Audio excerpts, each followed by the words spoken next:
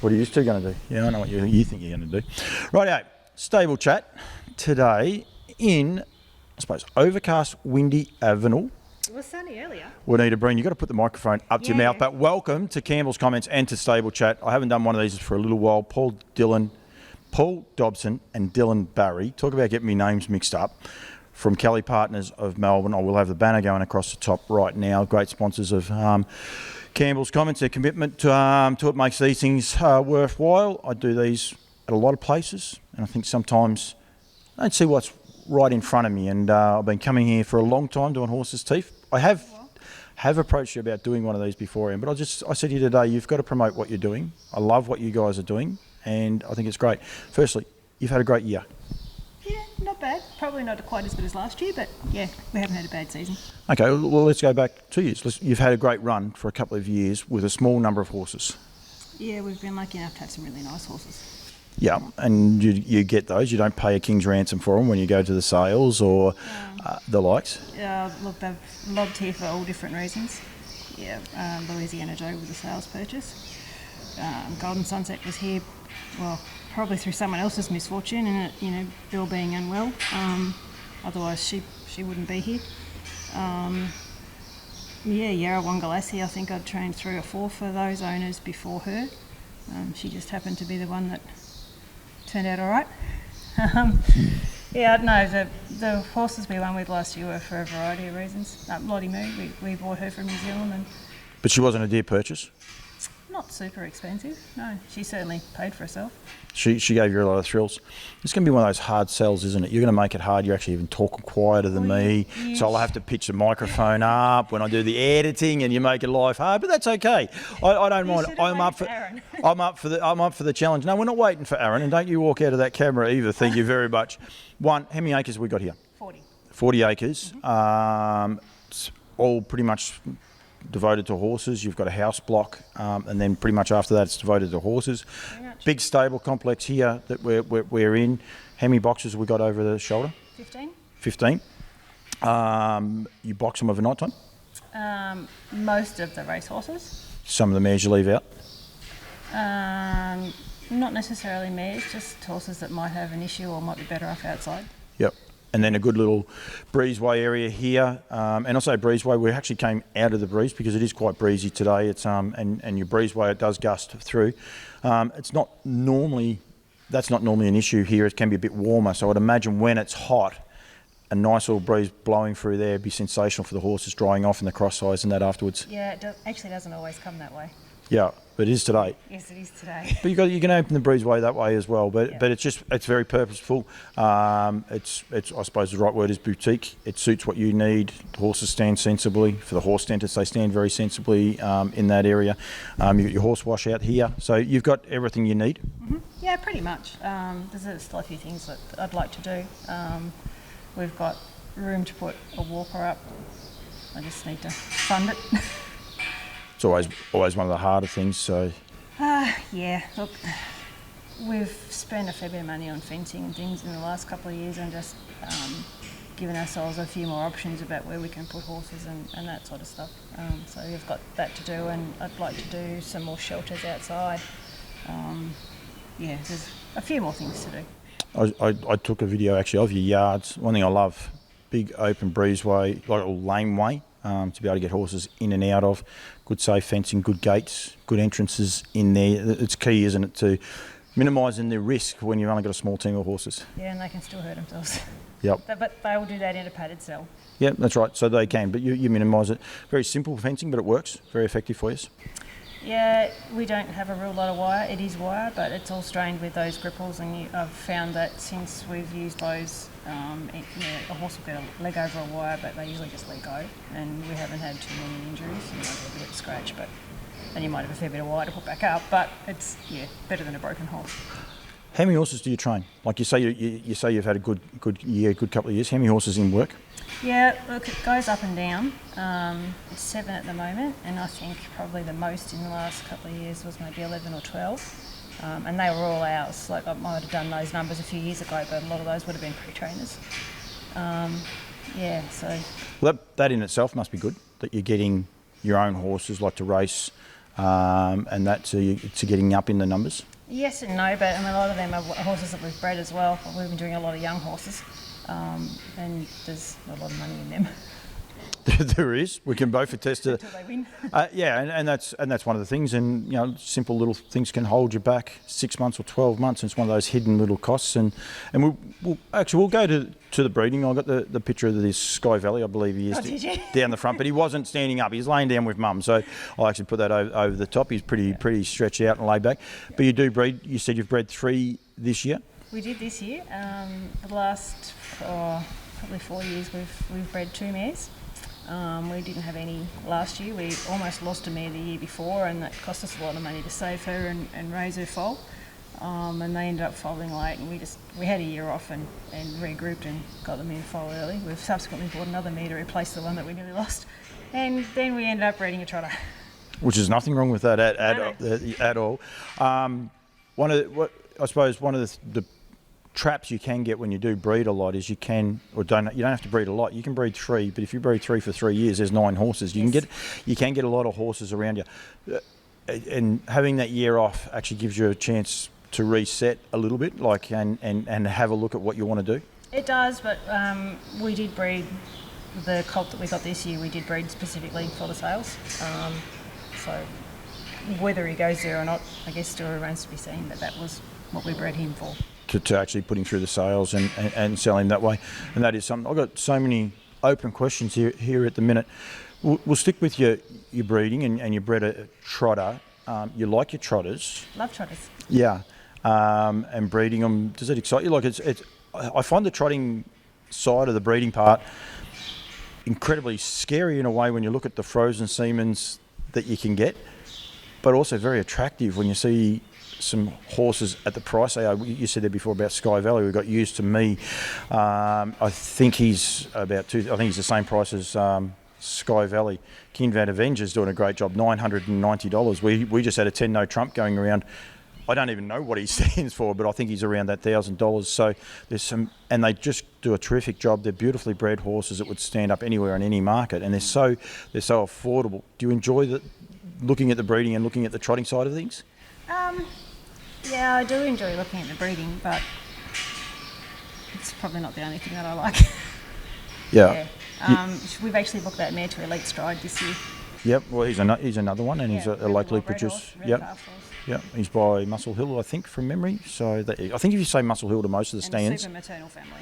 Yeah, absolutely. Yeah, and I think that's you get a lot of options, and if you have a good run, well, you might turn around and go to one of the more expensive, a Bold Eagles or one of those going forward. Yeah, possibly. The mare was a maiden, and maidens and frozen semen just aren't a good mix. No, you can worry about it later on. Pacing-wise, you breed a couple of paces most years. You try to have a couple. Do you prefer the trotters over the paces? Oh, I'd much rather drive a trotter. You didn't answer my question. Do you prefer the paces over the trotters? I just like fast horses. But I'd much rather drive a trotter. I love trotters. And I don't know why. I'm a Tasmanian. I was never around them. Yeah. Yeah. Is it the bug that you get once you've driven one that can run? No, I've always had it. Like as a kid, I loved Scotch Notch, and I used to collect everything out of the paper and stick it on the wall about Scotch Notch. And I remember we lived at Maryborough for a little while, and I think probably the first day I was on the track there, I run into the unofficial Mayor of Maryborough, Mick Clover, and he says, "Oh, if there's anything I can do while you're here, love," and teach me how to drive a trotter, just being cheeky because I'd never sat on one. Well, the next Sunday we logged at the trials, and there I am on a trotter. Yep. Yeah. So. And that was it? That was it. I remember looking at. Did it trot all the way? Well, sort of. I remember looking across at Daryl Douglas halfway around and saying, "Am I trotting or pacing?" And Daryl went, "A trotting or cantering?" And he went, "Your front legs are trotting." And he wasn't going real nice behind at the time.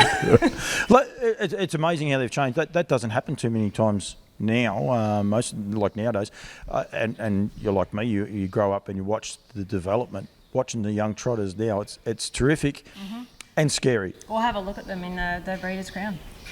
Yeah. It wasn't an error. Yeah, I know. And I worked in all trotters at Maryborough just recently. I reckon you can count on one hand the amount of horses that galloped, and it was pretty much 2 and 3 year olds all day. So they have just developed so much. Pacing wise, though, like you said there about breeding to sell, you sold or tried to sell one a couple of years ago for the sales. Is that something that interests you and Aaron, like to potentially try and get some commercial broodmares to send for his sales rings? Yes, I guess when we bought that mare in foal, we bought her because she was commercial. With that in the back of your mind that, you know, you might want to sell one. We try and make commercial decisions with those mares that we think are commercial because breeding is expensive, as you know. So sometimes you have to sell one to keep going. So yeah, we did have that one in the sale. It wasn't a great year for sales, and I don't think he was an expensive horse, so we brought him home. And he goes okay. You're quite happy that he's come home. I really like him. He's a full brother to the Rock God. Different style of horse to the Rock God. He's a lot heavier, got a lot more bone about him, a lot more compact, not as long in the body, doesn't wear as big a hobble, but got the same similar style of going. Like he's always just idling. Yep. Yeah. So when will he start? Or not till next year? He's in the paddock at the moment because he's really heavy. Yep. And he probably was at a point where he could have gone to the runarounds a couple of months ago. But I just don't think it was the right thing for him, so we put him away, and he's grown a heap, so it's the right decision. It's about to come back into work. So you breed some to sell, but you breed others to maintain yourself. I suppose through a little bit of an emotion of the mares, you like them if you've trained them, and you want to try and produce a winner that way. Does that sway your judgment? Like when you're saying, right, we might put this one through the sale, so we will go to X. But when you want to, you might say, I'd like to have a. If you breed to race, you can make different decisions. They don't have to be commercial decisions. And the mare that we do breed to race, you can't knock her. She's one starter, one winner. Yep. But you know the pedigree's not going to look as good, and it's not something that you can expect to get a lot of money for. So you breed. When you go to breed to those, do you breed a stay-in that you like or a cross that you think might work? We look for what should be a good cross, and it might not be the most expensive horse. You know, she would cross particularly well, I think, with Bettor's Delight. We've gone to Sons of Bettor's Delight. We did the same thing. Yeah. Yeah, and that's one of the joys we have here in Australia, that we have that option of being able to, I suppose, experiment. And that, obviously cost is one of the things, but I'm sure you have a few little dreams about certain crosses that might actually work and go that way. Yeah, I had a little dream for that mare this year, but I was outvoted, and maybe I'll get to go to that stallion. You're not saying Aaron won? Yeah, but there'll be a lot of guys watching this, and they're like, a bloke actually won. Like, it was Logic that won. Yeah. Yeah, we really liked the Better Than Cheddar out of the mare, and he said, no, I think we should go. Better stallion again, and that's what we did. So trying it that way. Do you break them in yourself, your horses? Yeah, usually, but I've got two there to do. Yep. Yeah. So you're sort of a one-stop shop. You breed them, you fold them down, you break them in. And we're going to get to your racehorses in a sec, but you said there before that, the mare that you bred, she's had one foaled race for one win. Can you describe the satisfaction? You probably don't feel it at the racetrack because people say, you only win a maiden race, but when you get home, can you describe that satisfaction to people? No, it's a pretty special feeling. I was dirty that we didn't win with the mare. We bought her from one of Martin Harnett's dispersal sales. For I think $1,000. She was 2. She'd been broken in, done nothing. She was a half sister to Illawong Maestro. There's some nice horses in the family. Bonsall Benjamin's since done a good job. Yep. You Betcha looked like being a really nice horse early. So we bred from her because we liked her attitude. The first foal. To be there when all the way back to when you go to the front gate at Empire and pick up your little jar of semen, and then fold it down and break it in. And she's just a lovely filly to get on with, and she's just like a mum, and just a dogged, determined little trier. It is an amazingly long process, isn't it? Like you say about that, like you forgot the chocolate. and You it actually isn't. forgot the chocolate. Like you get that Freddo chocolate as well, and you eat that because it's a warm day, and you eat it. It's nice and cold, and all the rest. And you think about that, and then you get to the racetrack, and they actually win. Like you say, it isn't because it seems to happen very quickly. When you actually stop and go back over the whole lot of water process, under the bridge. it's incredibly rewarding when it happens, and I think that's why a lot of us do breed, and we do breed probably not to sell, but we do actually breed to race and try and, I suppose, get that kick. Yeah, look, it's good to win any race with any horse, but I really enjoyed her, and I really enjoyed taking her anywhere. She's ours. She's 100% ours. We bred her and did everything with her, and yeah, What's the name of that one? Royal Stars. Royal Stars, right? Yeah. Well, you haven't given away too many names. You've been a little bit secretive on some of your names. Oh. Okay, so you work a team of 12? 7 at the moment. Up to 12? Yeah, I think that's probably about the highest we've been. Yourself and Aaron. Aaron mows lawns now. He's had a major midlife crisis, and he's pushing lawn mows around. He's not. Crisis, but He's actually not. He's in all fairness, he's enjoying himself with what he does. But he helps you out in the morning before he goes off to work. it gives us a bit more flexibility, although we're at the tail end of spring and it's kept raining, and yeah, he's been really busy. Yeah, Oh yes, you're probably thinking it would have dropped off, but yeah, it's it. Yes, although he has picked up a few regular mowing clients and things as well, so I think even when it does back off a bit, he'll still be relatively busy. But that part's good, That's not a bad thing. and it works in together. You also you make head stalls. Anyone wants to see Nita's head stalls, go and see Marie Campbell's horses. We take them all the time with pride. Holly takes them. David Aikens. Yeah. Andy Gass. I can only tell you And mine. I'll miss a heap because there's heaps and heaps and heaps of people. Yeah. Nick Barbie and I think maybe even Glenn Conroy have probably got some. There's heaps. Yeah. Kate Hargraves. Do you enjoy that part? Yes, but my wings have been clipped a little bit in terms of time. Yeah. Because you've got so many horses in work, Yeah. and that makes it harder and harder. Yeah. Okay, That and breeding mares and all the other jobs that have to be done.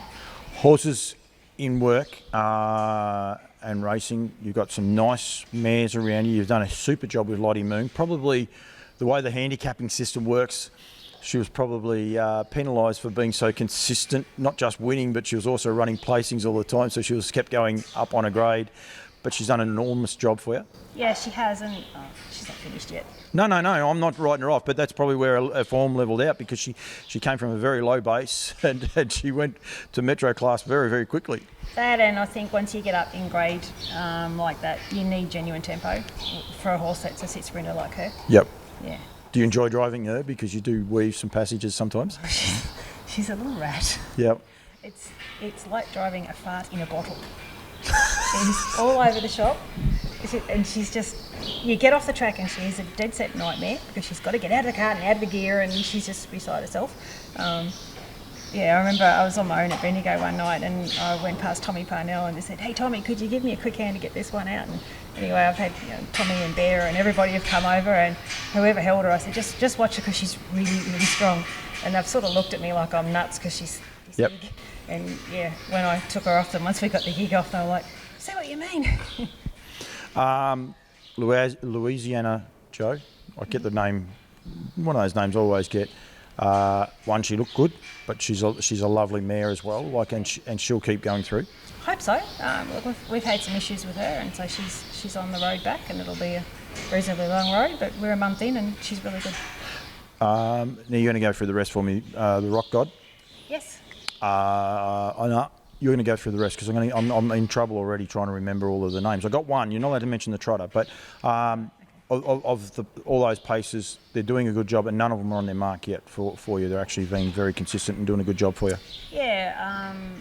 Both the Rock God and Royal Stars, I actually can't wait to turn them out for a good break again and see how much improvement's in them. Vic bred for them too. Yeah, and then they're done. Yep.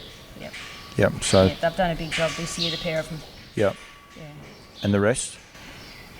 Golden Sunset, Vic Bred will be the next. So she's the one I want to talk to you about because she won the other day. About her later, or? Well, we can talk about it now. Anyone thinks they can follow me on the structure that I have a heap of notes underneath my tripod. You can see them clearly, can't you? she won the other night for you. She's a great story. One, you come to get her off Bill Morgan, and she's had issues going through for a few times. I race a horse similar class to her, Lucinda Mack, and No. wrong horse. Golden Spurs, that would be. Was that Golden Spurs? It was tying up. Oh, yeah. No, Golden Sunset doesn't tie up. Ah, so this is lucky. See, so lucky you corrected me. I had the there wrong. with the foal. That's Golden Spurs. Oh right. So so you always had issues with her. Golden Sunset. I What's the had story issues with behind Golden Sunset then? Golden Sunset actually has an allergy problem that took a long time to find. Yep. She was just spiking random temperatures, and I scratched her at Shep one night. She was fine. She'd worked fine leading up to it, and I got her in to get her ready, and she's just blowing really hard, and she's hot, and I take a temp, and the temp's astronomical, and we do a blood, nothing wrong with her. Bounces out of its box the next morning, eats up its feed, there's nothing wrong with it, and yeah, in the end, that's where we went. Getting on top of things though, because she was good the other night. She was good the other night, but the allergy specialist tells me that she will still get better. We're only a short way into our vaccination schedule, and so the immunotherapy will kick in stronger between the 3 and 6 month mark, in his opinion. So that can only be good for her, for a horse to follow for people as well going forward. Yeah, I hope so. I hope so. But things have settled down a real lot. Yeah. Yeah. Who else is in the stable that may be coming through that people may not know about? We've got a first starter on Sunday. He's now you put the pressure on. Now you put the pressure on me. I've got to get this out before Sunday, which it might get out there. I'll just see how I go. Don't you worry about that. But anyway, first starter Sunday at Cranbourne. Yes. And he's by better than Cheddar. Yep, They go okay, those ones. Yeah. Oh, I really like him. The penny hasn't dropped yet. He's actually got really high speed, but he hasn't quite worked out how to use it. He's not unlike Royal Stars. He's her half brother. Yep. For speed, he would beat her quite comfortably at the same age. But we really like him, and he's actually the Harness Charity Challenge horse from last year. So Yeah.